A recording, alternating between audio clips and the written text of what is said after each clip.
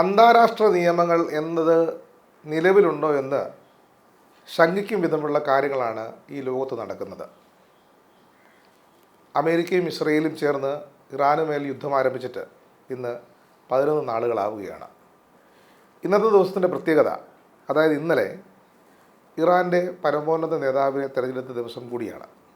അത്തരമൊരു സാഹചര്യത്തിലാണ് ഈ യുദ്ധവുമായി ബന്ധപ്പെട്ട വാർത്തകളെ വിശകലനം ചെയ്യാനും അത് വ്യക്തിപരമായും പഠിക്കാനും പ്രേക്ഷകരിലേക്ക് എത്തിക്കാനുമായി ഇന്ന് ദ ഫോർത്ത് എൻ്റെ പ്രിയപ്പെട്ട അധ്യാപകൻ കൂടിയായ ഡോക്ടർ മോഹൻ വർഗീസിൻ്റെ അരികിൽ എത്തിയിരിക്കുന്നത്. സ്വാഗതം സാർ. യെസ് സാറ് എങ്ങനെയാണ് ഈ യുദ്ധത്തെ, അതായത് ഇന്ന് മുതൽ ഇന്നത്തെ പെർസ്പെക്റ്റീവിൽ എങ്ങനെയാണ് കാണുന്നത്? കാരണം അയത്തുല്ല ഖമനയുടെ മകൻ പുതിയ തലവനായി അധികാരമേറ്റിരിക്കുന്നു. അതിനുശേഷമുള്ള ഇറാൻ്റെ സ്വഭാവം തന്നെ മാറുകയാണ്. കാരണം രക്തസാക്ഷിയായ അച്ഛൻ്റെ മകൻ ആ പദവിയിലേക്ക് വരുമ്പോൾ ആ രാജ്യം നൽകുന്ന സന്ദേശം, അമേരിക്കയ്ക്കും ഇസ്രയേലിനും ലോകത്തിനും നൽകുന്ന സന്ദേശം, ഞങ്ങൾ ഒരു നിലയ്ക്കും പിന്നോട്ടില്ല, ഈ യുദ്ധത്തിൽ നിന്ന് ഞങ്ങൾ പിന്നോട്ടില്ല എന്നുള്ളൊരു പ്രഖ്യാപനമായിട്ടല്ലേ കരുതാൻ കഴിയുന്നത്? നമുക്ക് ആ ഒരു പ്രഖ്യാപനത്തിൻ്റെ രീതിശാസ്ത്രത്തിലേക്കൊക്കെ വരുന്നതിന് മുൻപ് തന്നെ ഒരു നിലപാട് പറയട്ടെ, അത് പ്രേക്ഷകർക്ക് വേണ്ടി പറയട്ടെ. യുദ്ധം, ആധുനിക യുദ്ധം പൂർണ്ണമായ വിജയം ഉണ്ടാവാത്ത ഒന്നാണ്. മേൽക്കൈ എന്ന് പറയുമ്പോഴും പൂർണ്ണ വിജയം സമീപ ഭൂതകാലത്തുള്ള ഒരു യുദ്ധത്തിലും സംഭവിച്ചിട്ടില്ല എന്നതാണ് യാഥാർത്ഥ്യം. അതുകൊണ്ട് അമേരിക്ക ഇസ്രയേലിനെ ആക്രമിക്കുമ്പോഴും ഇസ്രയേൽ അറബ് രാജ്യങ്ങളെ ആക്രമിക്കുമ്പോഴും ആത്യന്തിക വിജയം എന്നത് ഉണ്ടാവില്ല എന്ന തിരിച്ചറിവിൽ നിന്നുകൊണ്ടാണ് ഇന്ന് 11-ാം ദിനം യുദ്ധം തുടങ്ങി 11-ാം ദിനം സാഹചര്യങ്ങളെ വിലയിരുത്തുന്നത്. കഴിഞ്ഞ ദിവസം, ശരിയാണ്, കഴിഞ്ഞ ദിവസം ഇറാന് പുതിയൊരു നേതൃത്വം ഉണ്ടായിരിക്കുന്നു. അയത്തുള്ള അലി ഖമനയുടെ മകൻ, രണ്ടാമത്തെ മകൻ മുജ്തബ ഖമനയി അധികാരമേറ്റെടുത്തിരിക്കുന്നു. 56 വയസ്സുള്ള മുജ്തബ വലിയ ഒരു നിഗൂഢത ഉറങ്ങുന്ന ഒരു ഭൂതകാലമാണ് അദ്ദേഹത്തിനുള്ളത്. അതെ, ആദ്യം അദ്ദേഹം ഒരു പുരോഹിതനാകാൻ ആഗ്രഹിച്ച ഒരാളല്ല. അദ്ദേഹം 30-ാം വയസ്സിലാണ് പൗരോഹിത്യ പഠനം തന്നെ തുടങ്ങിയത്. വളരെ വൈകി അദ്ദേഹം ആ രംഗത്തേക്ക് വരികയാണ്. ഒരുപക്ഷെ മനസ്സോടെ വരികയാണ്. പക്ഷേ കഴിഞ്ഞ ഒരു 1.5 പതിറ്റാണ്ടെങ്കിലും ഇറാന്റെ യഥാർത്ഥ ഭാഗധേയം നിശ്ചയിച്ച അയത്തുള്ള ഖമീനിയുടെ പിന്നിലെ ഏറ്റവും പ്രധാന ചാലകശക്തിയായിരുന്നു, പ്രേരക ഘടകമായിരുന്നു മുജ്തബ ഖമീനി എന്ന കാര്യത്തിൽ യാതൊരു സംശയവുമില്ല. ഇറാന്റെ പ്രധാനപ്പെട്ട സംവിധാനം എന്ന് പറയുന്നത് IRGC, Iran revolutionary guard corps. ആ ഒരു സംവിധാനത്തിനെ നയിച്ചിരുന്നതും നിയന്ത്രിച്ചിരുന്നതും ഡിഫാക്ടോ മുജ്തബ ഖമീനിയാണ് എന്നതാണ് ഇപ്പോൾ വെളിവായിരിക്കുന്നത്. അതായത് അവർക്ക് കൂടി സ്വീകാര്യമായ, അതായത് ഇറാന്റെ സമ്പദ് വ്യവസ്ഥ, ഇറാന്റെ രാഷ്ട്രീയ ഘടന, മതഘടനകളെല്ലാം സംയോജിക്കുന്ന ഒരു വിശാല സംവിധാനമാണ് IRGC. IRGCയുടെ തലപ്പത്ത് ഔപചാരികമായി മറ്റൊരാൾ ഉണ്ടായിരുന്നു എങ്കിൽ പോലും ആത്യന്തികമായ കമാൻഡ് നൽകിയിരുന്നത് മുജ്തബയാണ്. ഇപ്പോൾ അത് നിഴലിൽ നിന്നും വെള്ളി വെളിച്ചത്തിലേക്ക് മുജ്തബ എത്തുന്നു. അപ്പോഴും ദുരൂഹതകൾ ബാക്കിയാണ്. 88 അംഗ കൗൺസിലാണ് മുജ്തബയെ തിരഞ്ഞെടുത്തിരിക്കുന്നത്. ആ കൗൺസിൽ എവിടെ സമ്മേളിച്ചു, എങ്ങനെ സമ്മേളിച്ചു, ഒരുമിച്ച് വന്നോ അതോ ഓൺലൈനായിരുന്നോ, കാര്യമായ വിവരങ്ങളില്ല. കാരണം അമേരിക്കൻ ആക്രമണം ഏത് നിമിഷവും, ഏത് സമ്മേളനം ഫിസിക്കലി കൂടിയാലും അമേരിക്കൻ ആക്രമണം നടക്കുമെന്ന സാഹചര്യത്തിൽ സാഹസികമായി ഒരുപക്ഷെ ഇറാൻ ഉള്ളിൽ തീരുമാനങ്ങൾ എടുത്തു. ഒരിക്കലും ഈ പൗരോഹിത്യ ഘടനകൾ അച്ഛൻ മകനിലേക്ക്, അപ്പൻ പിതാവ് പുത്രനിലേക്ക് എന്ന രീതിയിലല്ല മാറേണ്ടതുള്ളത്. പരമാധികാരം അങ്ങനെയല്ല കൈമാറേണ്ടത്. പരമോന്നത നേതാവിൻ്റെ തസ്തികയും അങ്ങനെയല്ല. Ruhollah ഖമേനിയുടെ മകനല്ല Ayatollah Ali Khamenei. പക്ഷേ ഇപ്പോൾ അയത്തുള്ള അലി ഖമേനിയുടെ മകനിലേക്ക് വന്നു. ഇതൊരു സക്സഷനാണ്. ഇറാനിയൻ റവല്യൂഷനിലെ 1979 ഇറാനിയൻ വിപ്ലവം, ഇസ്ലാമിക വിപ്ലവത്തിന്റെ പ്രധാനപ്പെട്ട മുദ്രാവാക്യങ്ങളിൽ ഒന്ന് യഥാർത്ഥത്തിൽ ഈ സക്സഷൻ റൈറ്റ്സ് ഉണ്ടാവരുത് എന്നതാണ്. ഷാ പഹലവി ഒന്നാമനിൽ നിന്നും രണ്ടാമനിലേക്കും പിന്നീട് അടുത്ത റിസ പഹലവിയിലേക്കും ഒക്കെയുള്ള അധികാര കൈമാറ്റത്തിനെതിരെ കൂടിയായിരുന്നു വിപ്ലവം. അങ്ങനെയെങ്കിൽ എങ്ങനെ ന്യായീകരിക്കും എന്ന ന്യായമായ ചോദ്യമുണ്ട്. പക്ഷേ ഒരു പ്രത്യേക സാഹചര്യത്തിൽ IRGCയെ, സൈന്യം ഉൾപ്പെടെ കമാൻഡുകൾ സ്വീകരിക്കാൻ ഇനി ഉള്ളത് അയത്തുള്ള മുജ്തബ ഖമേനിയാണ്. കാരണം 1 man gives the command. Iran സംവിധാനം അനുസരിച്ച് പ്രസിഡന്റ് അല്ല സർവ്വസൈന്യാധിപൻ, പ്രസിഡന്റിൽ നിന്നോ മറ്റേതെങ്കിലും ഘടകത്തിൽ നിന്നോ അല്ല, മറിച്ച് ആരാണോ പരമാധ്യക്ഷൻ, പരമോന്നത മത നേതാവ്, രാഷ്ട്രീയ ഘടനകളുടെ കൂടി സൈന്യത്തിൻ്റെ കൂടി തലപ്പത്താണ്. ഒരു രീതിയിൽ പറഞ്ഞാൽ ചൈനീസ് പ്രസിഡന്റ് ത്രിതല പവേഴ്സാണ് സംയോജിക്കുന്നത്. ഈ the executive president of China, ഈ the chairman of the central military commission and also ഈ the general secretary of the communist party. ഒറ്റ വ്യക്തിയിലാണ് അധികാരം. പക്ഷേ അദ്ദേഹം പ്രസിഡന്റ് കൂടിയാണ്.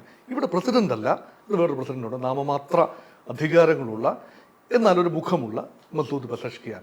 അങ്ങനെ വരുമ്പോൾ ഇറാന്റെ ഘടനകൾ അതുപോലെ തന്നെ നിൽക്കുന്നു. കാര്യമായ മാറ്റം ഉണ്ടായിട്ടില്ല.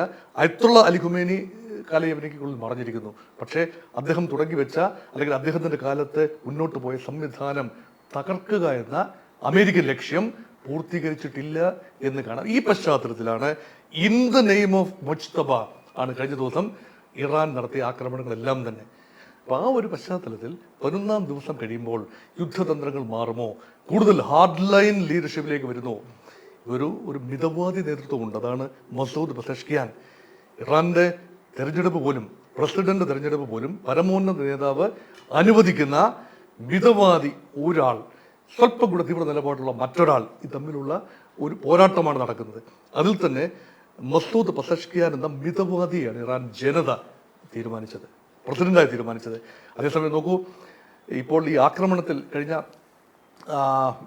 28-ാം തീയതി ആക്രമണത്തിന്റെ ആദ്യ നിമിഷങ്ങളിൽ കൊല്ലപ്പെട്ട 48 പേരുടെ കൂട്ടത്തിൽ അയത്തുള്ള അലി ഖമനിയോടൊപ്പം കൊല്ലപ്പെട്ട ആളുകളുടെ കൂട്ടത്തിൽ അഹമ്മദി നിജാദ് എന്ന ഒരു തീവ്ര നിലപാടുകാരനായ മുൻ പ്രസിഡന്റ് കൂടി ഉണ്ടായിരുന്നു. അത് 2015-ലാണ്. ആ പ്രസിഡന്റിനെ തിരഞ്ഞെടുക്കാനുള്ള സംവിധാനത്തിന് പിന്നിൽ ചുക്കാൻ പിടിച്ചുകൊണ്ടാണ് മുഖ്യധാരയിലേക്ക് മുജ്തബ ഖുമൈനി വരുന്നത്. പിന്നെ 2019 വീണ്ടും ആ ഒരു നിജാദ് തിരഞ്ഞെടുക്കപ്പെടുന്നു. അപ്പോൾ ജനകീയ പ്രക്ഷോഭം ഉണ്ടായി. ആ ജനകീയ പ്രക്ഷോഭത്തെ ഉരുക്കുമുഷ്ടി കൊണ്ട് അടിച്ചമർത്തി എന്ന ഒരു പേരുദോഷവും മുജ്തബ ഖുമൈനിക്ക് ഉണ്ട് എന്നതും മറക്കാനാവില്ല. അതുപോലെ തന്നെ മാഷ അമിനി ശിരോവസ്ത്രം ധരിക്കുന്ന വിഷയത്തിൽ കൊല ചെയ്യപ്പെട്ടു, അല്ലെങ്കിൽ ആൾക്കൂട്ട മോബ് ലിഞ്ചിങ്ങിന് വിധേയായി. അങ്ങനെ 2022 ഉണ്ടായ ജൈവികമായ പ്രക്ഷോഭത്തെയും ഉരുക്കുമുഷ്ടി കൊണ്ട് അടിച്ചമർത്തുന്നതിന് പിന്നിലെ ശക്തി കേന്ദ്രം മുജ്തബ ഖുമൈനി ആയിരുന്നു എന്നാണ് ചരിത്രം പറയുന്നത്. അപ്പം അങ്ങനെ കോൺട്രവേഴ്ഷ്യൽ ആണ്. അതേസമയം വൈവിധ്യങ്ങളാർന്ന പല ആംഗിളിൽ പുതിയ നേതൃത്വത്തെ കാണേണ്ടതുണ്ട്. അവിടെയാണ് പുതിയ രീതിശാസ്ത്രങ്ങൾ വരുമോ എന്ന്. സാർ, ഈ മുജ്തബ കടന്നു വരുന്നത് അതിനൊരു വൈകാരിക പരിസരം കൂടിയുണ്ട്. അതായത് അമേരിക്കയും ഇസ്രയേലും ചേർന്ന് നടത്തിയ ഒരു ആക്രമണത്തിൽ കൊല്ലപ്പെട്ടയാളുടെ മകൻ എന്ന് പറഞ്ഞൊരു വൈകാരികതയുണ്ട്. അത് ആ രാജ്യത്ത് നടക്കുന്ന പലതരം ഈ സർക്കാർ അല്ലെങ്കിൽ ആ സംവിധാനത്തിന് ഈ പറയുന്ന ഖമനഈ ഭരണകൂടത്തിനെതിരായിട്ടുണ്ടായിരുന്ന പ്രക്ഷോഭങ്ങളെയും അല്ലെങ്കിൽ അതിനായിട്ടുള്ള പല രൂപത്തിലുള്ള പ്രതിഷേധങ്ങൾ ആ നാട്ടിൽ നിലവിലുണ്ട്. പക്ഷെ അതിനെയൊക്കെ നിശബ്ദമാക്കും വിധം ഒരു വൈകാരിക തലം സൃഷ്ടിക്കാൻ ഈ അമേരിക്കയുടെ ആക്രമണം സഹായിച്ചു എന്നുള്ളത് നേരാണ്. ആ സാഹചര്യത്തിലാണ് ഈ പറഞ്ഞ മുജ്തബ പരമോന്നത നേതാവായിട്ട് വരുന്നത്. ആ സാഹചര്യം എന്ന് പറയുന്നത് ഇറാൻ കൊടുക്കുന്ന ഒരു വലിയ മെസ്സേജ് അമേരിക്കയ്ക്കും മറ്റ് രാജ്യങ്ങൾക്കും, അമേരിക്കൻ്റെ നാറ്റോ രാജ്യങ്ങൾക്കാണെങ്കിലും അല്ലെങ്കിൽ ലോകത്തിന് കൊടുക്കുന്ന ഒരു മെസ്സേജ്, ഞങ്ങൾ പിന്നോട്ടില്ലെന്നുള്ളത് നമ്മൾ സംസാരിച്ചു കഴിഞ്ഞു. അത് പിന്നോട്ടില്ലെന്ന് പറയാൻ കാരണം GCC രാജ്യങ്ങൾക്ക് മേൽ വലിയ ആക്രമണം ഉണ്ടാകില്ല എന്ന് പെസഷ്കിയാൻ പറയുന്നതിന് പിന്നാലെ തന്നെ ആക്രമണം പല രൂപത്തിലുണ്ടാവുകയാണ്. കാരണം പുതിയ സ്ഥാനാരോഹണ ചടങ്ങ് നടക്കുന്ന വേളയിൽ തന്നെ, അല്ലെ അതിനോടനുബന്ധിച്ച് തന്നെ ആക്രമണങ്ങൾ, അതായത് മിതവാദിയായ പ്രസിഡന്റ് പറയുന്നതിൽ നിന്ന് വിഭിന്നമായി ആക്രമണം നടക്കുകയാണ്. അപ്പോൾ ഈ വൈരുദ്ധ്യത്തെ എങ്ങനെയാണ് നമുക്ക് കാണാൻ കഴിയുന്നത്? കാരണം മിതവാദിയായ ആൾ GCC രാജ്യങ്ങളെ ആക്രമിക്കില്ല എന്ന് പറയുമ്പോൾ തന്നെ മിസൈലുകൾ പാഞ്ഞുകൊണ്ടിരിക്കുകയാണ്. ഇതിനെ എങ്ങനെ ഈ വൈരുദ്ധ്യത്തെ നമുക്ക് എങ്ങനെയാണ് കാണാൻ പറ്റുന്നത്? ഏത് യുദ്ധത്തിലും truth is the first casualty. സത്യം മരിക്കുന്നു. യുദ്ധം തുടങ്ങുന്നു, സത്യം മരിക്കുന്നു. പിന്നീട് കേൾക്കുന്നതെല്ലാം തന്നെ തന്ത്രപരമായ വാചകങ്ങളാണ്. അപ്പോൾ ആഞ്ഞടിക്കുന്നു എന്ന് പറയുമ്പോൾ ആഞ്ഞടിക്കുന്നു എന്നർത്ഥമില്ല. നാളെ രാവിലെ നേരം ഇരുട്ടി വെളുക്കുമ്പോൾ ഇന്നത് സംഭവിക്കുമെന്ന് പറഞ്ഞാൽ സംഭവിച്ചു കൊള്ളണമെന്നില്ല. അപ്രതീക്ഷിതമായ ആക്രമണം, ഇതാണല്ലോ യുദ്ധത്തിൻ്റെ പൊതുവെയുള്ള രീതിശാസ്ത്രം. യുദ്ധത്തിലും പ്രേമത്തിലും ഒരു നിയമവും ബാധകമല്ല എന്നാണ് കവി വചനം. ഇത് അതുപോലെ അക്ഷരാർത്ഥത്തിൽ പാലിക്കുന്നതാണ് ഈ ഷാനോസ് സൂചിപ്പിച്ച വൈരുദ്ധ്യങ്ങൾ. വൈരുദ്ധ്യങ്ങൾ രണ്ടു ഭാഗത്തുമുണ്ട്. മേക്ക് അമേരിക്ക ഗ്രേറ്റ് അഗൈൻ എന്നാണ് ട്രംപ് പറഞ്ഞത്. അമേരിക്കക്കാരെ പറഞ്ഞ് വിശ്വസിപ്പിച്ചിരുന്നത് ഞങ്ങൾ ആവശ്യമില്ലാതെ മുൻകാലങ്ങളിൽ ഇറാഖിൽ കൊണ്ടുപോയി പണം ഒഴുക്കി. എന്നിട്ട് എന്തായി? അഫ്ഗാനിസ്ഥാനിൽ $6 ട്രില്യൺ ചിലവഴിച്ചു. എന്തായി ഫലം? വിയറ്റ്നാമിൽ മുൻകാലത്തെ നമ്മുടെ പൂർവ്വപിതാമഹന്മാർ കാട്ടിയ അബദ്ധമുണ്ട്. അമേരിക്ക എന്ത് നേടി? അതുകൊണ്ട് അമേരിക്കയ്ക്ക് സ്വന്തം കാര്യം സിന്ദാബാദ്. ഈ ഒരു മാൻഡേറ്റാണ്, ഇതിനുള്ള മാൻഡേറ്റാണ് ട്രംപ് മാഗ ക്യാമ്പയിനിലൂടെ നേടിയെടുത്തത്. Make America great again without intervening in the matters of foreign countries. യൂറോപ്പിലോ ഏഷ്യയിലോ ഉള്ള പവർ പൊളിറ്റിക്സിൽ ബന്ധപ്പെടാതിരിക്കുക. അത് അട്ടിമറിച്ചുകൊണ്ടാണ് ഇപ്പോഴിതാ പുതിയ യുദ്ധമുഖം തുറക്കുകയാണ്. 6-7 യുദ്ധങ്ങൾ അവസാനിപ്പിച്ചു എന്ന് ക്ലെയിം ചെയ്യുന്ന ഡൊണാൾഡ് ട്രംപ് 8ാമത്തെ ഒരു യുദ്ധമുഖം തുറന്നിരിക്കുകയാണ്. അപ്പോൾ ഇത് വൈരുദ്ധ്യമാണ് ഒന്ന്. പിന്നെ ചർച്ചകൾ നടത്തിക്കൊണ്ടിരിക്കുന്ന സമയത്ത് ചർച്ചകൾ ആരുമായിട്ടാണ് ചർച്ചകൾ? ഇറാന്റെ ഭരണകൂടവുമായിട്ടാണ് ചർച്ച. അതെ. അപ്പൊ ഇറാന്റെ ഭരണകൂടത്തെ അംഗീകരിക്കാതെ ചർച്ച ചെയ്യാനാവുമോ? ഇതാണ് ന്യായമായ ചോദ്യം. അയത്തുള്ള അലി ഖൊമേനി നയിച്ച ഘടനകളുമായാണ്, ആ ഘടനകളുടെ പ്രതിനിധിയായിട്ടാണ് വിദേശകാര്യമന്ത്രി അബ്ബാസ് അറാക്ചിയെ ചർച്ചകൾക്ക് നിയോഗിച്ചത്. അദ്ദേഹവുമായിട്ടാണ് ട്രംപിന്റെ മരുമകൻ ജാരദ് കുഷ്ണറും ട്രംപിന്റെ പ്രത്യേക ഏജന്റ് സ്റ്റീവ് വിറ്റ്കോഫും വിയന്നയിൽ വെച്ച് ചർച്ചയ്ക്കുള്ള ഒരു ഫ്രെയിംവർക്കിൽ മുന്നോട്ട് പോവുകയാണ്. 2 റൗണ്ട് ജനീവയിൽ വെച്ച് നടന്നു. അത് സാമാന്യം സുഗമമായിട്ട് തന്നെയാണ് പോയത് എന്നാണ് പൊതുവെ പറയപ്പെടുന്നത്. കാര്യമായ ആലോചനകളില്ലായിരുന്നു. ഇറാൻ ഒരു കരാറിൽ ഏർപ്പെടാൻ തയ്യാറുമായിരുന്നു. ഭാഗികമായെങ്കിലും അമേരിക്ക പറഞ്ഞ എല്ലാ കാര്യങ്ങളും ഗൺ പോയിന്റിൽ നിർത്തി കരാറിൽപ്പെടാനാവില്ലല്ലോ. പക്ഷെ ഇതെല്ലാം നടന്നുകൊണ്ടിരിക്കെ തന്നെ ഏകപക്ഷീയമായി പ്രീ എംപ്റ്റീവ് സ്ട്രൈക്കാണ്. അപ്പം ചതിച്ചു കൊല ചെയ്തു എന്നൊരു ചിന്ത ഇറാനിലുണ്ട്. ചർച്ചയ്ക്ക് പോകുമ്പോൾ ഒരിക്കലും യുദ്ധം പാടില്ല. പടക്കോപ്പുകൾ ചുറ്റും വിന്യസിക്കുന്നു എന്നത് ചർച്ച പരാജയപ്പെട്ടു എന്ന് പറഞ്ഞാൽ യുദ്ധമാകാം. പക്ഷെ പരാജയപ്പെട്ടിട്ടില്ല, ആ നിമിഷം വരെ പരാജയപ്പെട്ടിട്ടില്ലാതിരുന്ന ഒരു ചർച്ച തുടരും എന്ന് പറഞ്ഞ് പിരിഞ്ഞ വിയന്നയിൽ വെച്ച് നമ്മൾ കണ്ടുമുട്ടും, തുടരും. ആണവോർജ ഏജൻസിയുടെ സെക്രട്ടറി ഉണ്ടാകും, ചെയർമാൻ ഉണ്ടാകും എന്ന് പറഞ്ഞ് അർത്ഥോക്തിയിൽ നിർത്തിയ ചർച്ചയുടെ മധ്യത്തിൽ നടത്തിയ അരുംകൊല എന്ന നിലയിലാണ് ഇറാൻ കാണുന്നത്. അതുകൊണ്ട് ചതിക്ക് മറു ചതി. അതുകൊണ്ടാണ് ഒരു പക്ഷേ പുറത്തു പറഞ്ഞത് ഗൾഫ് രാജ്യങ്ങൾ 7ാം ദിവസം ഇറാൻ പറയുന്നു ഞങ്ങൾക്ക് ഒരു പിഴവ് സംഭവിക്കുന്നു. അതായത് തങ്ങളുടെ സഹോദര രാജ്യങ്ങളാണ് ഇസ്ലാമിക രാജ്യങ്ങളായ GCCയിലെ രാജ്യങ്ങൾ, സൗദി അറേബ്യയും കുവൈറ്റും ഖത്തറും ബഹ്റൈനും UAEയും എല്ലാം തന്നെ ഞങ്ങൾ ആക്രമിച്ചു. അവിടെ അമേരിക്കൻ കേന്ദ്രങ്ങൾ ഉള്ളത് കൊണ്ടാണ് ഞങ്ങൾ ആക്രമിച്ചത്. അത് ന്യായം. പക്ഷേ അല്ലാത്ത ഇടങ്ങളിലും മിസൈലുകൾ പതിച്ചു, കൊളാറ്ററൽ ഡാമേജുകൾ ഉണ്ടായി. ഞങ്ങൾ ഖേദിക്കുന്നു, ഇനി ഉണ്ടാവില്ല.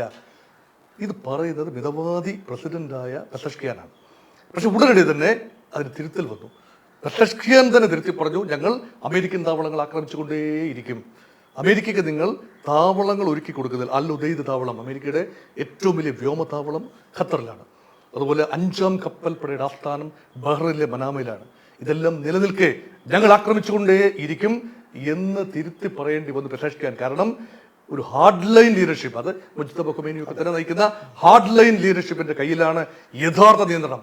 അങ്ങനെയെങ്കിൽ ഇറാൻ കീഴടങ്ങുന്നു എന്ന് ഉച്ചത്തിൽ പുരപ്പുറത്ത് കയറി ഡൊണാൾഡ് ട്രംപ് വിളിച്ചു പറയില്ലേ? അത് പറയുകയും ചെയ്തു. അദ്ദേഹം ഭാഗികമായി പറയുകയും ചെയ്തു.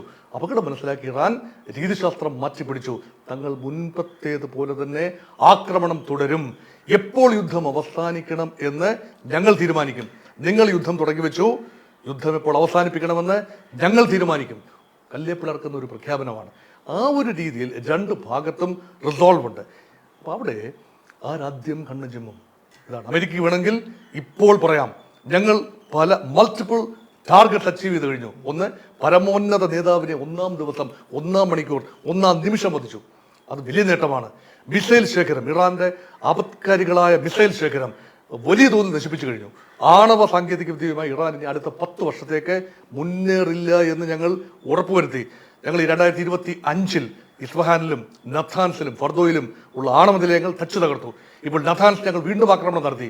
ഇനി ഇറാൻ ആണവ പദ്ധതിയുമായി മുന്നോട്ട് പോകാനാവില്ല. അതുകൊണ്ട് ഇറാൻ ഒരു വിപത്തല്ല. ഞങ്ങൾ ഇതാ സേനകളെ പിൻവലിച്ചിരിക്കുന്നു, ഞങ്ങൾ വിജയിച്ചിരിക്കുന്നു.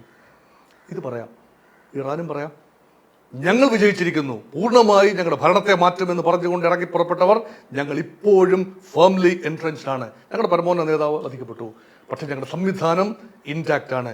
നാശനഷ്ടങ്ങൾ ഞങ്ങൾ ഏതാനും വർഷങ്ങൾക്കുള്ളിൽ പരിഹരിക്കും. രണ്ട് കൂട്ടരും വിജയം അവകാശപ്പെട്ട് ആർക്കും മുഖം നഷ്ടപ്പെടാതെ പിന്മാറാനുള്ള അന്തരീക്ഷം ഇപ്പോഴും ഉണ്ട് എന്നതാണ് എൻ്റെ ചിന്ത, എൻ്റെ പക്ഷം അതാണ്. ഇവിടെ ഒരു വിജയ്, ഞാൻ തുടക്കത്തിൽ തന്നെ പറഞ്ഞു, ഒരു യുദ്ധത്തിൽ, ആധുനിക യുദ്ധങ്ങളിൽ പൂർണ്ണ വിജയ് ഉണ്ടാവില്ല. അർത്ഥവിജയം ക്ലെയിം ചെയ്യും, അത് പൂർണ്ണ വിജയമായി ആഘോഷിക്കും. ഇതൊരു രീതിശാസ്ത്രമാണ്. അതുകൊണ്ടാണ് പറയുന്നത് സമാധാനത്തിന് ഇനിയും വഴികളുണ്ട്. ഇറാനും പറയാം, ഞങ്ങൾ ഇനി ആക്രമണം നിർത്തിയിരിക്കുന്നു. രണ്ട് കൂട്ടരും ഒരു ചർച്ചയിലൂടെ അല്ല ആയിരിക്കും. One fine morning they can stop the war at this rate. രണ്ട് കൂട്ടർക്കും ഒരുപോലെ വിജയം ആഘോഷിക്കാവുന്ന ഗോൾഡൻ അവേഴ്സ് ആണ് ഈ 11-ാം ദിവസം. പക്ഷേ അവിടെ വിവേകം എന്നൊരു കാര്യമുണ്ട്. അന്താരാഷ്ട്ര നയതന്ത്രത്തിലെ വിവേകം, വകതിരിവ്. ഈ വകതിരിവ് എങ്ങനെയാണ്? ഇത് ഒരു സമ്മർദ്ദമുണ്ടെങ്കിൽ, ഇതിപ്പോൾ ഇറാൻ്റെ മേലല്ല സമ്മർദ്ദം, ഒരു സമ്മർദ്ദവുമില്ല ഇറാൻ്റെ മേൽ. നിലനിൽപ്പിന് വേണ്ടിയുള്ള പോരാട്ടത്തിലാണ് ഇറാൻ. സമ്മർദ്ദം പൂർണ്ണമായി അമേരിക്കയ്ക്കും ഇസ്രായേലിനും മേലാണ്. കാരണം ലോക വിപണികളിൽ തീ പിടിക്കുകയാണ് എണ്ണവില. അവശ്യ സാധനങ്ങൾക്ക് വിലവർധന ഉണ്ടാകുമ്പോൾ മിക്ക കാര്യങ്ങളും ഇറക്കുമതി ചെയ്യുന്ന നെറ്റ് ഇമ്പോർട്ടറായ അമേരിക്കയെ സംബന്ധിച്ചിടത്തോളം അമേരിക്കൻ ജനജീവിതം ദുസ്സഹമാകും. തൽക്കാലം അമേരിക്കൻ ഡോളറിന് മറ്റ് കറൻസിയുമായി നോക്കുമ്പോൾ, തട്ടിച്ച് നോക്കുമ്പോൾ ലേശം മേന്മ ഉണ്ടാകും, മേൽക്കൈ ഉണ്ടാകും. അത് താൽക്കാലികമാണ്. Oil shock is going to haunt United States for a long time. ലോകം ആഗോള മാന്ദ്യത്തിലേക്ക് പോവുകയാണെങ്കിൽ ആഗോളവൽക്കരണത്തിൽ ഏറ്റവും അധികം മാന്ദ്യം ബാധിക്കുന്നത് ആരെയാണ്? ലീഡിംഗ് പവറിനെയാണ് ആദ്യം മാന്ദ്യം ബാധിക്കുന്നത്. 2008-09 നമ്മളത് കണ്ടതാണ്. ആഗോള സാമ്പത്തിക മാന്ദ്യത്തിൽ അമേരിക്കയും യൂറോപ്യൻ രാജ്യങ്ങളുമാണ് തകർന്നടിച്ചത്. ഇന്ത്യ ഉൾപ്പെടെ രാജ്യങ്ങൾക്ക് പിടിച്ചു നിൽക്കാൻ പറ്റി. ഇന്ത്യ ഏറ്റവും അധികം വളർച്ചാ നിരക്ക് രേഖപ്പെടുത്തിയതും 8.7% വളർച്ചാ നിരക്ക്, റെക്കോർഡ് ഗ്രോത്ത് ആണ് ആ വർഷം. അതുകൊണ്ട് ഒന്ന് ചത്ത്, ഒരു ഘടന, ഒരു ക്രമം ചത്ത് ചീഞ്ഞ് വളമായെങ്കിൽ മാത്രമേ മറ്റൊരു ക്രമത്തിന് ഉയരാൻ പറ്റൂ എന്ന ഒരു ആത്യന്തിക സത്യവും ഇതോടൊപ്പം ചേർത്ത് കാണേണ്ടതുണ്ട്. അതുകൊണ്ട് ഈ യുദ്ധം മാറിവരുന്ന ജിയോ പൊളിറ്റിക്കൽ റിയാലിറ്റിക്കുള്ള ആദ്യ സൂചനയാണോ? ലോകക്രമത്തിൻ്റെ ഒരു പുനർവിചിന്തനം. ലോകമഹായുദ്ധം എന്നതൊന്നും എൻ്റെ മനസ്സിലില്ല. പക്ഷേ പുതിയൊരു ലോകക്രമം ഇനി അങ്ങനെ കയ്യറോരി അമേരിക്ക അങ്ങനെ വിട്ടാൽ പറ്റില്ല. ലോകരാജ്യങ്ങൾ ചിന്ത ശക്തമായി വരുന്നു. അപ്പോൾ ഓൾട്ടർനേറ്റീവ്, ഡോളറിന് ബദലായി മറ്റ് ഓൾട്ടർനേറ്റീവ്, ഡോളറിനെ വെച്ചുകൊണ്ട്, എണ്ണ വെച്ചുകൊണ്ട് വില പേശാനുള്ള അന്തരീക്ഷം ഒഴിവാക്കിക്കൊണ്ട് ലോകം മറ്റൊരു രീതിയിൽ ചിന്തിച്ചു കൂടായികയില്ല. ഇവിടെയാണ് സാർ ഞാൻ കാണുന്നൊരു പ്രസക്തി. ഇപ്പം റഷ്യയുടെ പിന്തുണ, പുടിൻ പറയുന്ന വാക്കുകൾ, ചൈനയുടെ പിന്തുണ, ചൈനയുടെ മിസൈൽ സംവിധാന പരിശോധന ഒക്കെ നടക്കുന്ന വലിയ കപ്പൽ പേർഷ്യൻ തീരത്ത് നിൽക്കുകയും അത് കൃത്യമായി ഈ പറയുന്ന യുദ്ധത്തെ മുഴുവൻ പഠിക്കുകയും ഈ ഇസ്രയേൽ അയക്കുന്ന മിസൈലുകളെക്കുറിച്ച് കാര്യമായി വിലയിരുത്തൽ നടത്തി ആ ഡേറ്റ കൈമാറുന്നുണ്ടോ ഇറാന് എന്നതടക്കമുള്ള കാര്യങ്ങൾ നിലനിൽക്കുന്നു. ഉത്തര കൊറിയയുടെ പിന്തുണയുണ്ടാകുന്നു. അങ്ങനെ നമ്മൾ ഈ ഭൗമ രാഷ്ട്രീയം എന്ന് പറയുന്നത്, അല്ലെങ്കിൽ ജിയോ പൊളിറ്റിക്സ് എന്ന് പറയുന്നത് ഈ തരത്തിൽ പുതിയൊരു ശാക്തിക ചേരിക്ക് കൂടി ഇടം നൽകുന്ന തരത്തിലേക്കാണ് പൊയ്ക്കൊണ്ടിരിക്കുന്നത്. കാരണം നിക്കോളാസ് മദുറോയെ പിടിച്ചുകൊണ്ട് വന്ന ആളാണ് ട്രംപ്. അയാളിൽ നിന്ന് നമ്മൾ എങ്ങനെയാണ് വിവേകം പ്രതീക്ഷിക്കുക? ഈ ചക്ക വീണ് മുയൽ ചത്തു എന്ന് പറയുന്നതൊന്നും മഡുറോയുടെ കേസിൽ അത്ര ശരിയാവില്ല. കൃത്യമായ പ്ലാനിംഗ് ഉണ്ടായിരുന്നു മഡുറോയെ പിടിച്ചുകൊണ്ട് പോകാൻ. ആ പ്ലാനിങ് മതിയാകുമായിരുന്നു. കാരണം മഡുറോയുടെ തന്നെ ഡെപ്യൂട്ടിയെ, വൈസ് പ്രസിഡന്റിനെ ഒരുക്കി നിർത്തിയിട്ടുണ്ടായിരുന്നു. അതൊരു കൊട്ടാരം അട്ടിമറിയായിരുന്നു. സമാനമായ ഒരു കൊട്ടാരം അട്ടിമറി ഇറാനിൽ നടക്കാനുള്ള സാധ്യതയില്ല. ഇറാനിലും വലിയ തോതിൽ വിമത സാന്നിധ്യമുണ്ട്. ഈ വിമതരെ കൂട്ടുപിടിച്ചുകൊണ്ടാണ് പലപ്പോഴും ഇറാനിൽ കൊലപാതകങ്ങൾ നടന്നിട്ടുള്ളത്. ആണവശാസ്ത്രജ്ഞൻ ഫക്കിസാദ കൊല്ലപ്പെടുന്നു. IRGCയുടെ തലപ്പത്ത് ഉണ്ടായിരുന്ന ഇറാന്റെ സൈനിക നീക്കങ്ങളുടെ എല്ലാം സൂത്രധാരൻ ഖാസിം സുലൈമാനി വധിക്കപ്പെട്ടു. ഒരുപാട് ആണവശാസ്ത്രജ്ഞന്മാർ വധിക്കപ്പെട്ടു. ഇതിൻ്റെ എല്ലാം എന്തിന്? അന്യഭാഗത്തുനിന്ന് വന്ന ഹമാസിന്റെ തലവൻ ഇസ്മായിൽ ഹനിയ ടെഹ്റാന്റെ ഏറ്റവും സുരക്ഷിതമായ മണ്ണിൽ വെച്ച് വധിക്കപ്പെടുന്നു എന്ന് പറയുമ്പോൾ ആഭ്യന്തരമായ ഒറ്റുകാരുണ്ടായിരുന്നു. ഇറാനകത്തുമുണ്ട്. പക്ഷേ അമേരിക്ക ഉദ്ദേശിക്കുന്ന പോലെ അത്ര ഈസിയായി ഒരു സിസ്റ്റത്തെ മുഴുവൻ അട്ടിമറിക്കാനാവില്ല. ആ ഒരു പശ്ചാത്തലത്തിലാണ് ഇറാൻ ചരിത്രപരമായി നേടിയെടുത്ത ലിങ്കേജസ്, ബന്ധങ്ങൾ, Russia, China, North Korea, even Bharatam, ഈ രാജ്യങ്ങളുമായിട്ടെല്ലാം ഇറാൻ ശക്തമായ ഇഴയടുപ്പം ചരിത്രത്തിൽ സൂക്ഷിച്ചിരുന്നു. പ്രത്യേകിച്ച് റഷ്യയുമായി. റഷ്യയുടെ ഗ്രാൻഡ് സ്കീം ഓഫ് തിങ്സിൽ എക്കാലത്തും സോവിയറ്റ് കാലഘട്ടത്തിൽ ഉൾപ്പെടെ, അത് 1979 അമേരിക്ക വിരുദ്ധമായ നയം ഇറാൻ പ്രഖ്യാപിക്കുന്നു. അതുമുതൽ ഇറാൻ സോവിയറ്റ് യൂണിയൻ്റെ അന്ന് 79 മുതൽ 90 വരെ സോവിയറ്റ് കാലഘട്ടം തന്നെയാണ്. ആ സമയത്തുൾപ്പെടെ Iran was very much in American scheme of things.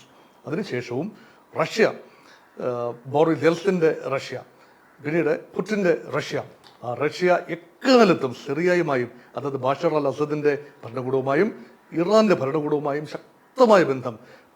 മധ്യപൗരസ്ത്യ പ്രദേശത്തെ റഷ്യൻ താല്പര്യങ്ങളുടെ കാവൽ പക്ഷികളായിരുന്നു ഇറാനും സിറിയയും. അവിടെ സിറിയ പോയപ്പോൾ ഒരു ചിറ കറ്റ് വീണു. ഇറാനെ സംരക്ഷിക്കാനായില്ല അസദ് ഭരണകൂടത്തെ, അതുപോലെ റഷ്യക്കും സംരക്ഷിക്കാനായില്ല. അപ്പോൾ തന്നെ റഷ്യയുടെ വൾനറബിലിറ്റി ബോധ്യമായി. റഷ്യയുടെ ഒരു ദൗർബല്യമുണ്ട്. കാരണം രണ്ട് മുന്നണിയിൽ ഒരുമിച്ച് യുദ്ധം ചെയ്യാൻ ബുദ്ധിമുട്ടാണ്. ഉക്രൈനുമായി യുദ്ധം ചെയ്യണം, റിസോഴ്സസ് വലിയ തോതിൽ അങ്ങോട്ട് ഒഴുകുന്നു. അതുമാത്രമല്ല വാർ മെഷീനറി, ആയുധങ്ങൾ കുറഞ്ഞു വരുന്നു. ഇറാനാണ് റഷ്യക്ക് ഡ്രോണുകൾ ഉൾപ്പെടെ നൽകി സഹായിച്ചിരുന്നത് എന്നുകൂടി ഓർക്കണം. നോർത്ത് കൊറിയ ഈവൻ സൈനികരെ വിട്ടുകൊണ്ട് റഷ്യയെ സഹായിക്കുന്ന ഗതികേടിലെത്തി. സാമ്പത്തിക സ്ഥിതി വളരെ പരിതാപകരമാണ്. ഉപരോധം കാരണം ഇറാനിയൻ എണ്ണ മാത്രമല്ല റഷ്യൻ എണ്ണയും പൊതുവിപണികളിൽ വിൽക്കാനാവാത്ത അവസ്ഥയുണ്ടായി. അങ്ങനെ നിൽക്കുമ്പോഴാണ് ഇറാനിൽ ഇങ്ങനെ ഒരു വിഷയം വരുന്നത്. അങ്ങനെയെങ്കിൽ ആകെ ചെയ്യാനാവുന്നത് അതിശക്തമായി പ്രതിഷേധിച്ചിരിക്കുന്നു, ഐക്യദാർഢ്യം പ്രഖ്യാപിച്ചിരിക്കുന്നു. അതിനർത്ഥം ഒരു സൈനിക നീക്കം, സൈനിക നടപടി റഷ്യ ഇറാന് വേണ്ടി നടത്തും എന്നല്ല. പക്ഷെ ഒരു കാര്യം ചെയ്യുന്നുണ്ടാവണം. ഇറാനിയൻ യുദ്ധങ്ങൾ യഥാർത്ഥത്തിൽ വളരെ ദുർബലമായൊരു വിക്കറ്റിലാണ് അവർ കളിക്കുന്നത്. കാരണം ഏറിയൽ പ്രതിരോധം അമ്പേ പരാജയമാണ്. കാരണം സാങ്കേതിക വിദ്യയുടെ കുറവാണ്. ആകാശങ്ങൾ വാഴുന്നത് അമേരിക്കയും ഇസ്രായേലും തന്നെയാണ്.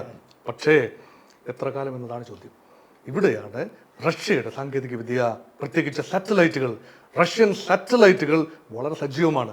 അമേരിക്കൻ സാറ്റലൈറ്റുകളെ അവിടെ കിടപിടിക്കുന്ന രീതിയിൽ കൃത്യമായ ഇൻഫർമേഷൻ ആകാശങ്ങളിൽ നിന്നുകൊണ്ട് ട്രൂപ്പ് മൂവ്മെന്റ്സിനെ കുറിച്ച്, അമേരിക്കയുടെ ഇസ്രായേലിന്റെ മൂവ്മെന്റ്സിനെ കുറിച്ച്, എയർക്രാഫ്റ്റ് മൂവ്മെന്റിനെ കുറിച്ച് എല്ലാം കൃത്യമായ വിവരങ്ങൾ പങ്കുവയ്ക്കാൻ റഷ്യക്ക് കഴിഞ്ഞിട്ടുണ്ടാവണം. അതുകൊണ്ട് നമുക്ക് കൃത്യമായി അറിയില്ല. ഇറാൻ ഉള്ളിൽ നിന്ന് വരുന്ന നാശനഷ്ടങ്ങളുടെ കണക്കുകൾ നമുക്ക് അസസ് ചെയ്യാൻ പറ്റിയിട്ടില്ല. ഇങ്ങനെ പറയുന്നത് മാത്രമാണ്. 2000-ഓളം പേര് മരിച്ചു എന്ന് പറയുന്നതല്ലാതെ കൃത്യമായ കണക്കുകളില്ല. മറുപക്ഷത്ത് ഇസ്രായേലിൽ മരിക്കുന്ന ആളുകളുടെ എണ്ണം കൃത്യമായി നമുക്ക് അസസ് ചെയ്യാൻ പറ്റില്ല. കാരണം ശക്തമായ സെൻസർഷിപ്പ് നിയമങ്ങളുണ്ട്. ഒരു രീതിയിലും കാര്യങ്ങൾ ഫോട്ടോഗ്രാഫ് ചെയ്യുകയോ കൃത്യമായ എണ്ണം വെളിയിൽ പറയുകയോ ചെയ്യാനാവില്ല. ഗൾഫ് രാജ്യങ്ങളും അത് തന്നെയാണ് അവസ്ഥ. അതുകൊണ്ട് നമ്മൾ കേൾക്കുന്ന എല്ലാം തന്നെ പാശ്ചാത്യ മാധ്യമങ്ങളുടെ ചില കാഴ്ചപ്പാടുകളാണ്. അത് യാഥാർത്ഥ്യവുമായി ഒരുപക്ഷെ ചേർന്ന് നിൽക്കുന്നുണ്ടാവാം, പൂർണ്ണ യാഥാർത്ഥ്യങ്ങളാണെന്ന് പറയാനാവില്ല. അങ്ങനെ റഷ്യയും ചൈനയും രംഗത്ത് വരുന്നു എന്നൊരു സൂചന നേരിട്ടല്ല, സൈനികമായിട്ടല്ല കേട്ടോ, സാങ്കേതിക വിദ്യാപരം. അവിടെയാണ് ഷാനോ സൂചിപ്പിച്ച ചൈനീസ് കപ്പലിൻ്റെ സാന്നിധ്യം. അപ്പോൾ ഇങ്ങനെയാണ് നമുക്കതിനെ അസസ് ചെയ്യാൻ കഴിയുന്നത്. Iran has given permission to come to Persian Gulf as far as the ship is a Russian ship or a Chinese ship. Chinese കപ്പലുകൾക്ക് സ്വാഗതം, റഷ്യൻ കപ്പലുകൾക്ക് പേർഷ്യൻ ഗൾഫിലേക്ക് സ്വാഗതം. ഹോർമൂസ് കടലിടുക്ക് കടന്ന് മറ്റേതെങ്കിലും ജലയാനങ്ങൾ അമേരിക്കയുടെയോ ഇസ്രായേലിന്റെയോ യൂറോപ്യൻ രാജ്യങ്ങളുടെയോ കടന്നു വന്നാൽ സുട്ടിടുവേൻ എന്നാണ് പറയുന്നത്. ഇന്ത്യക്ക് പക്ഷേ ഈ കൽപ്പന ബാധകമല്ല എന്ന് അടിക്കുറിപ്പ് കൂടി ഇറാൻ പറയുന്നു. പക്ഷേ ഇവിടെ ഒരു ചോദ്യം, പുച്ഛക്കാരി മണി കിട്ടും. അപ്പോൾ അമേരിക്ക ആക്രമിക്കുമോ? അമേരിക്ക ആക്രമിക്കുമെന്ന് പറഞ്ഞിട്ടില്ല. ഹോർമൂസ് കടലിടുക്കിൽ കൂടി കടന്നു വരുന്ന കപ്പലുകളെ തങ്ങൾ ആക്രമിക്കുമെന്ന് ഇറാൻ പറഞ്ഞു. അമേരിക്ക ഇസ്രായേലും പറഞ്ഞിട്ടില്ല. പക്ഷേ ധൈര്യമുണ്ടെങ്കിൽ നിങ്ങൾ ആക്രമിക്കൂ എന്ന് പറഞ്ഞുകൊണ്ട് ചൈനീസ് കപ്പലുകൾ സപ്ലൈയുമായി ഗൾഫ് രാജ്യങ്ങളിലേക്ക് പ്രവേശിക്കുമോ? പേർഷ്യൻ ഗൾഫിലേക്ക് പ്രവേശിക്കാൻ ധൈര്യം കാട്ടുമോ? എൻ്റെ അഭിപ്രായത്തിൽ ഇപ്പോൾ ആ പ്രകോപനത്തിലേക്ക് ചൈന ഒരുപക്ഷെ നീങ്ങില്ല. അത് പ്രകോപനമാണ് അല്ലേ? ഇറാനാണ് ഉപരോധം ഇറാന് നേരെ ഉപരോധം പ്രഖ്യാപിച്ചിരിക്കുന്നു. എണ്ണ കപ്പലുകൾ കടന്നു പോവില്ല, അത് ഇറാനും പറഞ്ഞിട്ടുണ്ട്. പക്ഷേ മറ്റ് കപ്പലുകൾക്ക് അകത്തേക്ക് കടക്കാൻ സ്വാഗതമെന്ന് പറയുമ്പോൾ അർത്ഥതലങ്ങൾ പലതാണ്. അപ്പം ചൈനീസ് കപ്പലുകൾ സർവൈലൻസ് കപ്പലുകളാകാം, ചരക്ക് കപ്പലുകളാകാം, ഓയിൽ ടാങ്കേഴ്സ് ആകാം. ഞങ്ങൾ വരും, എണ്ണ കൊണ്ടുപോകും, ആരാണ് എതിർക്കാൻ എന്നെങ്ങാനും ചോദിച്ചാൽ അതിനർത്ഥം അമേരിക്കയ്ക്കും ഇസ്രായേലും ഒരു നിലപാടെടുക്കേണ്ടി വരും. ചൈനീസ് കപ്പലിനെ ആക്രമിക്കാൻ തയ്യാറാവുമോ? റഷ്യൻ കപ്പലിനെ ആക്രമിക്കാൻ തയ്യാറാവുമോ? ഇല്ല എന്ന് തന്നെയാണ് വിശ്വാസം. അതുകൊണ്ട് ഒരു തരത്തിൽ ഈ ഘടന, ഈ സന്നിഗ്ധാവസ്ഥ തുടരുന്നതിന് റഷ്യക്കും ചൈനയ്ക്കും തുല്യമായ പങ്കുണ്ട്. അവരിടപെട്ടാൽ ഒരുപക്ഷെ ലോകമഹായുദ്ധമായി അത് മാറും എന്ന ഭീതി കൊണ്ടാവാം അവർ സംയമനം പാലിച്ചുകൊണ്ട് മാറി നിൽക്കുന്നു. സാങ്കേതിക വിദ്യ അല്ലാതെ അന്താരാഷ്ട്ര വേദികളിലുള്ള സഹകരണം, യുണൈറ്റഡ് നേഷൻസ് ഉൾപ്പെടെ അഭിപ്രായ രൂപീകരണത്തിനുള്ള സഹകരണം, ഇതല്ലാതെ നേരിട്ടുള്ള ഒരു ഇടപെടൽ സൂചന ഇപ്പോഴും ഇല്ല എന്നതാണ് വാസ്തവം. സാർ, ഇവിടെയാണ് നമ്മുടെ ഈ ഹോർമൂസ് കടലെടുക്കേണ്ട ഒരു പ്രാധാന്യം പറയേണ്ടി വരുന്നത്. ലോകത്തെ എണ്ണ വിപണിയിലേക്കുള്ള അതിൻ്റെ 20% കടന്നു വരുന്നത് അതുവഴിയാണ്. അവിടെ അടയ്ക്കുന്നതോടുകൂടി ലോകത്ത് എണ്ണയുടെ വിലയിലുണ്ടാകുന്ന വർധന അത് നമ്മുടെ രാജ്യത്തിന് മാത്രമല്ല, അമേരിക്കയുടെ മാത്രമല്ല, ഈ ലോകത്തെ എല്ലാ രാജ്യങ്ങളുടെയും വിപണിയെ പിടിച്ചുലയ്ക്കുന്നൊരു സംഗതിയായിട്ടൊക്കെ മാറുകയാണ്. അപ്പം എങ്ങനെയാണ് ഈ യുദ്ധം തുടരും തോറും, കാരണം ഈ യുദ്ധം അവസാനിപ്പിക്കുന്ന ആരും ഇതുവരെ പ്രഖ്യാപിച്ചിട്ടില്ല, യുദ്ധം തുടരുകയാണ്, അത് ഉടനെ അവസാനിക്കുന്നു ഞാൻ വ്യക്തിപരമായി പ്രതീക്ഷിക്കുന്ന പോലുമില്ല. അങ്ങനെയെങ്കിൽ നമ്മുടെ വിപണിയെ ഇതെങ്ങനെയാണ്, നമ്മുടെ വിപണി, ലോക വിപണിയെ ഇതെങ്ങനെയാണ് ബാധിക്കാൻ പോകുന്നത്? You call it spiralling effect, cascading effect എന്നൊക്കെയാണ് പ്രയോഗങ്ങൾ. എന്ന് പറഞ്ഞാൽ തൽക്കാലം ഒരാഴ്ച പിടിച്ചു നിൽക്കാനുള്ള എണ്ണ ശേഖരം മിക്ക രാജ്യങ്ങൾക്കും ഉണ്ടാകും. ഇന്ത്യ പറയുന്നത് ഇന്ത്യക്ക് ഏതാണ്ട് ഒരു മാസത്തിൽ പരം നിൽക്കാനുള്ള എണ്ണ ശേഖരമുണ്ട്. കരുതൽ ശേഖരം എന്ന നിലയിൽ ഇന്ത്യയിൽ മംഗലാപുരത്തും മറ്റൊരിടത്തുമായി വലിയ എണ്ണ അണ്ടർഗ്രൗണ്ട് സംഭരണ ടാങ്കുകളുണ്ട്. ഇതെല്ലാം ഡിപ്ലീറ്റഡ് ആകും ഒരു 2 മാസം കൊണ്ട്, അല്ലെങ്കിൽ ഒരു 45-50 ദിവസം കൊണ്ട്. അത് നമ്മൾ മുൻകൂട്ടി തന്നെ കാണേണ്ടതാണ്. കണ്ടു കഴിഞ്ഞു എന്നാണ് മനസ്സിലാക്കുന്നത്. ആഭ്യന്തരമായി എണ്ണ ഉത്പാദനം വലുതായിട്ട് വർദ്ധിപ്പിക്കാനാവില്ല. കാരണം ഇന്ത്യ ആവശ്യമുള്ള എണ്ണയുടെ 85% പുറത്തുനിന്ന് വാങ്ങിയിട്ട് ക്രൂഡ് ഓയിൽ വാങ്ങി ശുദ്ധീകരിച്ച് മൂല്യവർദ്ധന വരുത്തി നമ്മളത് പുറം വിപണിയിൽ വിൽക്കുകയും നമ്മുടെ ആഭ്യന്തര ആവശ്യത്തിനുള്ളത് ഉപയോഗിക്കുകയും ചെയ്യുക എന്നതാണ് ഇന്ത്യയുടെ ഒരു രീതി. മറ്റ് രാജ്യങ്ങളും സമാനം. ചൈന അതുപോലെ തന്നെയാണ്. ചൈനയുടെ എണ്ണ ആവശ്യത്തിൻ്റെ ബൾക്ക് ഈ 80% വെളിയിൽ നിന്ന് കൊണ്ടുവരിക തന്നെയാണ്. അത് തന്നെ ഇറാൻ്റെ എണ്ണ കയറ്റുമതിയുടെ 80% ചൈനയിലേക്കാണ്. അപ്പം ചൈന വല്ലാതെ ബുദ്ധിമുട്ടും. വെനിസുലയിൽ നിന്ന് ഇപ്പോൾ എണ്ണ ചൈനയ്ക്ക് വരില്ല. ട്രംപിൻ്റെ കൺട്രോളിലായി വെനിസുലൻ ഓയിൽ. അത് മാത്രമല്ല, ഇനിയും വെനിസുലൻ ഓയിൽ കട്ട പിടിച്ച ഓയിലാണ്, വലിയ കഠിനമായ ഓയിലാണ്. അത് സമ്പുഷ്ടീകരിക്കാൻ ബുദ്ധിമുട്ടാണ്. ഇനി ടെക്നോളജി ഉൾപ്പെടെ കൊണ്ടുവന്ന് വലിയ മാറ്റങ്ങൾ വരുത്തണം. അത് പൊതുവിപണിയിൽ, ലോകവിപണിയിൽ, ലോകത്തെ ഏറ്റവും എണ്ണ സമ്പന്ന രാജ്യമായ വെനിസുലയുടെ എണ്ണ വരാൻ ഇനി മാസങ്ങൾ, ഒരു വർഷം എടുത്തേക്കാം. തൽക്കാലം അവൈലബിൾ ആകുന്നത് മൾട്ടിപ്പിൾ സോഴ്സസ് ആണ്. ഇന്ത്യ അഡോപ്റ്റ് ചെയ്തൊരു പോളിസി ഉണ്ട്. എന്താണ്? നൈജീരിയ, അതുപോലെ അങ്കോള, ആഫ്രിക്കൻ രാജ്യങ്ങളാണ്. അതുപോലെ മറ്റ് രാജ്യങ്ങൾ, അവിടെ നിന്നെല്ലാമുള്ള തെക്കിഴക്കൻ ഏഷ്യൻ രാജ്യങ്ങൾ, ഇവിടെ നിന്നെല്ലാമുള്ള എണ്ണ പരമാവധി വാങ്ങി സൂക്ഷിക്കുക എന്നതാണ് ഒന്ന്. 2, ഇപ്പോൾ അമേരിക്ക അനുവദിച്ചു, വിത്തിൻ കൊട്ടേഷൻ അനുവദിച്ചു റഷ്യൻ എണ്ണ വാങ്ങാൻ. അനുവദിക്കേണ്ടതുണ്ടോ എന്നത് മറ്റൊരു ചോദ്യം. വലിയ ഒരു രാഷ്ട്രീയ ഒരു എന്താ പറയുക പ്രക്ഷോഭത്തിന് തന്നെ തിരികൊളുത്തിയിരിക്കുകയാണ് അമേരിക്കയുടെ വാക്കുകൾ. നിരന്തരം ഇന്ത്യയെ അറിയാതെയാണോ അറിഞ്ഞുകൊണ്ടാണോ എന്നറിയില്ല കുത്തി നോവിക്കുന്ന, എനിക്ക് അപമാനിക്കുന്നു തോന്നും വിധമാണ്. എനിക്ക് പലപ്പോഴും അപമാനമാണ്. കുത്തി നോവിക്കുക, ഇഞ്ചിഞ്ചായി കൊല്ലാക്കൊല്ല. ഒന്നും പറയാനാവാത്ത നരേന്ദ്രമോദിക്ക് ഒന്നും പറയാനാവുന്നില്ല, വിദേശകാര്യമന്ത്രിക്കൊന്നും പറയാനാവുന്നില്ല. റഷ്യൻ എണ്ണ ഇന്ത്യ വാങ്ങില്ല എന്ന ഉറപ്പ് ഇന്ത്യ ഞങ്ങൾക്ക് നൽകിയിട്ടുണ്ട്. പറയുന്നത് ട്രംപാണ്. ഇന്ത്യ അല്ല പറയുന്നത്, ട്രംപാണ് പറയുന്നത്. ഞങ്ങൾക്ക് ഉറപ്പ് നൽകിയിട്ടുണ്ട്. 2, അവർ ഇന്ന ദിവസം കൊണ്ട്, അതായത് ഈ ഫെബ്രുവരി മാസം 28-ാം തീയതി കൊണ്ട് എണ്ണ വാങ്ങൽ കംപ്ലീറ്റ്. അത് പിന്നീടാണ് പറഞ്ഞത്. ആദ്യം പറഞ്ഞത് ഡിസംബർ 31 കൊണ്ട് എണ്ണ വാങ്ങൽ പൂർത്തിയാക്കും, ഇനി എണ്ണ വാങ്ങില്ല. പക്ഷേ ഇന്ത്യ അത് അതിലംഘിച്ചു. 20% എണ്ണ ഇപ്പോഴും റഷ്യയിൽ നിന്ന് തന്നെയാണ് ഇന്ത്യ വാങ്ങുന്നത്. അതിന് തോത് കൂടാൻ പോവുകയാണ് തൽക്കാലത്തേക്കെങ്കിലും. അത് അമേരിക്ക അനുവദിച്ചതുകൊണ്ടാണ് കൂടുന്നത് എന്ന് പറയുന്നിടത്താണ് അതിൻ്റെ വൈരുദ്ധ്യം, അതിൻ്റെ ബുദ്ധിമുട്ട്. അതവിടെ നിൽക്കട്ടെ. അപ്പോൾ ലോകരാജ്യങ്ങളെല്ലാം തന്നെ എണ്ണ പ്രഷറിൽ റീൽ ചെയ്യും. ഇനി 2 എണ്ണ ഉത്പാദക രാജ്യങ്ങളെ സംബന്ധിച്ചിടത്തോളം സൗദി അറേബ്യയിൽ ഉത്പാദനമുണ്ട്. അത് ഭാഗികമായി കുറച്ചുകൊണ്ട് വരികയാണ്. കാരണം അവർക്ക് സംഭരിക്കാൻ എണ്ണ സംഭരണ ടാങ്കുകൾ കംപ്ലീറ്റ് ആയി. ഇനി എന്താണ് ചെയ്യുക? എവിടെ സംഭരിച്ചു വെക്കും? ഉത്പാദിപ്പിക്കുന്ന ക്രൂഡ് ഓയിൽ എവിടെ സംഭരിച്ചു വെക്കും? വലിയ ചോദ്യമാണ്. അതുപോലെ മറ്റു രാജ്യങ്ങൾ, ഖത്തറിൻ്റെ ഉത്പാദനം നാച്ചുറൽ ഗ്യാസാണ് കൂടുതൽ. ലോകത്തിൻ്റെ ആകെയുള്ള LNG ഉത്പാദനത്തിൻ്റെ ഏതാണ്ട് 35% ഖത്തറിൻ്റെ സംഭാവനയാണ്. അപ്പോൾ ഈ പേർഷ്യൻ ഗൾഫിലൂടെയുള്ള, അത് ഹോർമൂസ് കടലെടുക്ക് കടന്നുള്ള എണ്ണ നീക്കം, ഓയിൽ ടാങ്കർ പോകാതെ ആയാൽ അതിനർത്ഥം the economies of the GCC countries come to a standstill. അങ്ങനെയെങ്കിൽ അതിൻ്റെ സ്പൈറലിംഗ് എഫക്റ്റ് ഒന്ന് ആലോചിച്ച് നോക്കൂ. ഇന്ത്യയിൽ നിന്നുൾപ്പെടെ ലക്ഷങ്ങൾ, 90 ലക്ഷം പേരാണ്, 1 കോടിയോളം പേരാണ് വിദേശ രാജ്യങ്ങൾ. 30 ലക്ഷം മലയാളികൾ വിവിധ GCC രാജ്യങ്ങളിൽ ജോലി ചെയ്ത് ഏറ്റവും കൂടുതൽ ഉള്ളത് UAE-യിലാണ്, പിന്നീട് സൗദി അറേബ്യയിൽ. ഇവിടെ എല്ലാം ജോലി ചെയ്യുന്ന മലയാളികളെ സംബന്ധിച്ചിടത്തോളം ആ ഇക്കോണമികൾ ഭാഗികമായിട്ടെങ്കിലും തകരുകയാണെങ്കിൽ തിരിച്ചു പോരേണ്ടി വരില്ലേ അവരുടെ പുനരധിവാസം? അപ്പം നമ്മൾ ഉദ്ദേശിക്കുന്ന രീതിയിലല്ല. ഇപ്പോൾ വിലക്കയറ്റം മാത്രമല്ല വിഷയം, ആ വിപണികൾ ഉൾപ്പെടെ സമ്പദ് വ്യവസ്ഥകൾ ഉൾപ്പെടെ അഫക്റ്റഡ് ആകും. ആത്യന്തികമായി നേരത്തെ സൂചിപ്പിച്ചതുപോലെ അമേരിക്കയിലേക്ക് ഈ ആഘാതം വരും. അതുവരെ അമേരിക്കൻ പൊതുജനാഭിപ്രായം ഉണരാതെ ഇരിക്കുമെന്ന് ഷാനോത്ത് വിശ്വസിക്കുന്നുണ്ടോ? അമേരിക്കയെ കറക്റ്റ് ചെയ്യാൻ ആർക്ക് കഴിയും? Only America can correct the American leadership, the people, the power of democracy. അത് നമ്മൾ ലോകം വിശ്വസിച്ചേ പറ്റൂ. തൽക്കാലം മാഗ എന്നൊക്കെ ട്രംപ് പറയുമ്പോൾ അത് വിശ്വസിച്ച് അമേരിക്കൻ ജനത ഇറങ്ങി പുറപ്പെടും.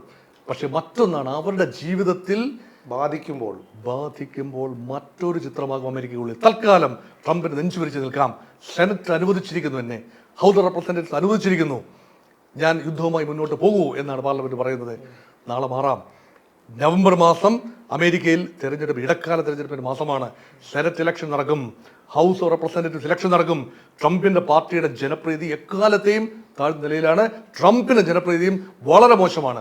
റിപ്പബ്ലിക്കൻ ക്യാമ്പിന് ഉള്ളിൽ തന്നെ രണ്ട് വിഭാഗങ്ങളുണ്ട്. മാർക്കോ റൂബിയോ എന്ന വിദേശകാര്യ സെക്രട്ടറി ലീഡ് ചെയ്യുന്ന ഒരു തീവ്രവാദി വിഭാഗമുണ്ട്. അവരാണ് യുദ്ധം വേണം എന്ന് ആക്രോശിക്കുന്നത്. മറുവിഭാഗം കുറച്ചുകൂടെ സാമാന്യ ബുദ്ധിക്കനുസരിച്ച് പ്രവർത്തിക്കണമെന്ന് ചിന്തിക്കുന്നവരാണ്. അതാണ് വൈസ് പ്രസിഡന്റ് JD വാൻസ് നയിക്കുന്ന ഒരു സ്ട്രാൻഡ്. ഇത് തമ്മിൽ ആഭ്യന്തരമായി റിപ്പബ്ലിക്കൻ പാർട്ടിക്ക് ഉള്ളിലും സംഘർഷമുണ്ട്. അതെങ്ങനെയാണ് പാൻ ഔട്ട് ചെയ്യുന്നത്? ഡെമോക്രാറ്റിക് പാർട്ടി കട്ടക്ക് എതിർക്കുകയാണ് യുദ്ധത്തെ. അപ്പോൾ അമേരിക്കയ്ക്ക് അധികകാലം യുദ്ധത്തിൽ പിടിച്ചു നിൽക്കാനാവില്ല. പ്രത്യേകിച്ച് എൻഡ് റിസൾട്ട് ഒന്നും കാണിക്കാൻ അമേരിക്കയ്ക്ക് ഇല്ലാതെ വരുമ്പോൾ. കുറെ പേര് കൊന്നു എന്ന് പറയും, 168 പിഞ്ചു കുഞ്ഞുങ്ങളെ കൊന്നു എന്ന് പറയുമ്പോൾ അതൊരു ട്രാക്ക് റെക്കോർഡാണോ? അത് എന്താണ് പറയുക? എന്ത് സൂചന? അമേരിക്കൻ വിമാനത്തിൽ നിന്നും പതിച്ച മിസൈലാണ് ഇല്ലേ? അത് ഹോർമൂസ് കടലിടുക്കിനോട് ജസ്റ്റ് അഭിമുഖമായി കിടക്കുന്ന ഇറാന്റെ തെക്കൻ ഒരു നഗരമാണ്. അവിടെ ഒരു IRGCയുടെ ഒരു ട്രെയിനിങ് കേന്ദ്രമുണ്ടായിരുന്നു. തൊട്ടടുത്താണ് സ്കൂള്. ലക്ഷ്യം തെറ്റി പതിച്ച മിസൈലാണ്, കൊളാട്രൽ ഡാമേജ് ആണ് ഒക്കെ പറയുമ്പോഴും ജീവനുകൾ പൊലിഞ്ഞിരിക്കുന്നു, കൊച്ചു കുഞ്ഞുങ്ങൾ. ഇതൊക്കെ കടുത്ത മനുഷ്യാവകാശ ലംഘനമല്ലേ? Humanitarian crisis. ലോക മനസാക്ഷി ഉണരില്ലേ? അമേരിക്കയ്ക്ക് അതൊക്കെ കണ്ടില്ല എന്ന് നടിക്കാനാവുമോ? Power of democracy will come into the place at last എന്ന് തന്നെയാണ് പ്രതീക്ഷിക്കുന്നത്. സാർ, ഇതിനൊപ്പം തന്നെ ചേർത്ത് വായിക്കൊണ്ടൊരു കാര്യമാണ്, നമ്മുടെ രാജ്യത്തിൻ്റെ കാര്യം പറഞ്ഞു പോയപ്പോഴത്തേക്ക് നമ്മുടെ രാജ്യത്തോട് അടുത്ത് നിൽക്കുന്ന സ്ഥലത്ത് ഇറാനിയൻ കപ്പൽ അമേരിക്ക ആക്രമിച്ച് ഇല്ലാതാക്കി കളയുന്നു. അതിനകത്ത് നമ്മുടെ രാജ്യം കുറ്റകരമായ മൗനം പാലിക്കുന്നു. ഇന്ത്യൻ നേവിയുമായി ചേർന്ന് അഭ്യാസ പ്രകടനം നടത്തി മടങ്ങിപ്പോകും വഴി ഉണ്ടാകുന്ന ഒരു വലിയ ഒരു ആക്രമണത്തിൽ നമ്മുടെ ഒരു കൃത്യമായ സ്റ്റാൻഡ് എടുക്കാൻ കഴിയാതെ വരുന്നു. ആ അകപ്പെട്ടു പോയ നാവികരെ രക്ഷപ്പെടുത്താൻ ശ്രീലങ്കൻ സേന രംഗത്തിറങ്ങേണ്ടി വരുന്നു. അത്തരം ഒരു സാഹചര്യത്തെ സാർ എങ്ങനെയാണ് കാണുന്നത്? കുഞ്ഞുണ്ണി മാഷ് ജീവിച്ചിരിപ്പുണ്ടായിരുന്നെങ്കിൽ ഒരുപക്ഷേ ഒരു കവിത രചിക്കുമായിരുന്നു. മൗനം വലിയ സാധ്യതയാണ് ഉണ്ണി. ഈ മൗനത്തിന് അനന്തമായ സാധ്യതയുണ്ട്, വാചാലതയുണ്ട്. ഇന്ത്യ മൗനം പാലിക്കുന്നു എന്ന് പറയുന്നതാണോ, മൗനം പാലിക്കാൻ വിധിക്കപ്പെടുന്നു എന്ന് പറയുന്നതാണോ ശരി? ഇതാണ് ഡിബേറ്റ്. ഇന്ത്യൻ മഹാസമുദ്ര മേഖല ഇന്ത്യയുടെ ഒരു മുറ്റമാണ്, അല്ലെങ്കിൽ ഇന്ത്യയുടെ ഫീഫ്ഡമാണ് എന്നൊക്കെയാണ് ഇന്ത്യ അഭിമാനിച്ചിരുന്നത്. അതിലേ പോകുന്ന എല്ലാ ഡിവൈസും ട്രാക്ക് ചെയ്യാൻ തങ്ങൾക്ക് കഴിയുന്നു. 3 ഇറാനിയൻ കപ്പലുകൾ ഇന്ത്യയുടെ അതിഥികളായി പങ്കെടുത്തതാണ്. നാവിക അഭ്യാസത്തിന് ഇന്ത്യ ക്ഷണിച്ചു 78 രാജ്യങ്ങളെ. 18 രാജ്യങ്ങൾ റെസ്പോണ്ട് ചെയ്തു. അതിലൊരു രാജ്യം ഇറാനാണ്. ഇറാൻ 3 കപ്പലുകളെ അയച്ചു. ആ 3 കപ്പലുകളിൽ ഈ 3 കപ്പലുകളും യുദ്ധം തുടങ്ങുന്ന ആ സമയത്താണ് ഈ അഭ്യാസം കഴിഞ്ഞ് പുറപ്പെടുന്നത്. അപ്പോൾ ഈ 3 കപ്പലുകളും ഇപ്പോൾ ഏറ്റവും ആയുധം പടക്കപ്പലാണ്, പക്ഷെ ആയുധമില്ലായിരുന്നു. എക്സസൈസിന് വന്നതാണ്, ആയുധമില്ലായിരുന്നു. നിരുപദ്രവകാരികളായ കപ്പലുകളാണ്. അത് ഇപ്പോൾ ജയശങ്കർ പാർലമെന്റിൽ സ്റ്റേറ്റ്മെന്റ് നടത്തിയിരിക്കുന്നു. പ്രതിപക്ഷം ഉന്നയിച്ച ആരോപണങ്ങൾക്ക് മറുപടി പറഞ്ഞിരിക്കുന്നു. അവർ സഹായം അഭ്യർത്ഥിച്ചിരുന്നു. അതിൽ ഒരു കപ്പലിന് വൈകി സഹായം നൽകി. മറ്റൊരു കപ്പൽ ടോർപിഡോ പ്രയോഗത്തിൽ ശ്രീലങ്കയുടെ 40 നോട്ടിക്കൽ മൈൽ തെക്ക് ഇന്ത്യ മഹാസമുദ്രത്തിൽ ഇന്ത്യൻ സ്വാധീന മേഖലയാണ്. ഇന്ത്യയുടെ ടെറിട്ടോറിയൽ വാട്ടേഴ്സ് അല്ല, പക്ഷേ സ്വാധീന മേഖലയാണ്. സംഭവിച്ചു. ഇത് ഒഴിവാക്കാൻ ഇന്ത്യക്ക് എന്ത് ചെയ്യാമായിരുന്നു എന്ന് വൈകി ചിന്തിച്ച കാര്യമുണ്ടോ? ഇന്ത്യക്ക് ഉടനടി തന്നെ മനുഷ്യത്വപരമായ രീതിയിൽ കപ്പലുകളാണ്. പേർഷ്യൻ ഗൾഫ് കടക്കാനാവില്ല, അവിടെ യുദ്ധമാണ്. എങ്കിൽ ഇന്ത്യൻ തുറമുഖങ്ങളിൽ അത് കിട്ടുക. ഇന്ത്യൻ തുറമുഖം വിട്ടുകഴിഞ്ഞാൽ പിന്നെ അറബിക്കടലിൽ കുറുകെയാണ് കടക്കേണ്ടത്. അപ്പോൾ പിന്നെ വേറെ താവളങ്ങളൊന്നുമില്ല. വേറെ ഒരു ഇന്ത്യയുടെ തുറമുഖങ്ങൾ വിട്ട് ഒന്നിൽ വിശാഖപട്ടണത്ത് തന്നെ അത് ഡോക്ക് ചെയ്യുക, അല്ല എങ്കിൽ മദ്രാസ്, അതുമല്ല എങ്കിൽ കൊച്ചി, വിഴിഞ്ഞം, എവിടെയെങ്കിലും അത് ഡോക്ക് ചെയ്യുക എന്നല്ലാതെ, നങ്കൂരമിടുക എന്നല്ലാതെ മറ്റു വഴികളില്ലായിരുന്നു. പക്ഷെ വൈകിയെങ്കിലും ഇന്ത്യ ഉണർന്ന് പ്രവർത്തിച്ചു. ഒരു കപ്പലിന് അഭയം നൽകി, ഒരു കപ്പലിന് ശ്രീലങ്ക അഭയം നൽകി. മറ്റൊരു കപ്പൽ 180-ൽ പരം പേരാണ് ഇവിടെ ഭരിച്ചിരിക്കുന്നത്. ഇത് വലിയൊരു ത്രെട്ടാണ്. അത് മാത്രമല്ല, ഇന്ത്യക്ക് എന്തുകൊണ്ട് ഒരു നിലപാടെടുക്കാൻ പറ്റിയില്ല? പലരും ചോദിക്കുന്നൊരു കാര്യമാണ്. യുദ്ധമൊക്കെയാണ്, ശരിയാണ്, ഇന്ത്യ കക്ഷിയല്ല. പക്ഷെ ഇത് മനുഷ്യത്വപരമായ ഒരു കാര്യമാണ്. ഈ നാവിക നിയമങ്ങൾ അങ്ങനെയാണ്. ഒരു സഹായം ചോദിച്ചു കഴിഞ്ഞാൽ ശത്രുവെന്നോ മിത്രമെന്നോ ചോദിക്കേണ്ട കാര്യമില്ല. അത് അഭയം നൽകുക എന്ന് സാമാന്യ മര്യാദയാണ്. പിന്നെ ഓപ്പൺ കപ്പൽശാലികളിൽ അല്ലെങ്കിൽ ഓപ്പൺ സീ മാനവരാശിയുടെ സ്വത്താണ്. അവിടെ യുദ്ധമേഖലയല്ല. പേർഷ്യൻ ഗൾഫ് മേഖല യുദ്ധമേഖലയാണ്. പക്ഷേ ഇത് ഇന്ത്യ മഹാസമുദ്ര മേഖലയാണ്.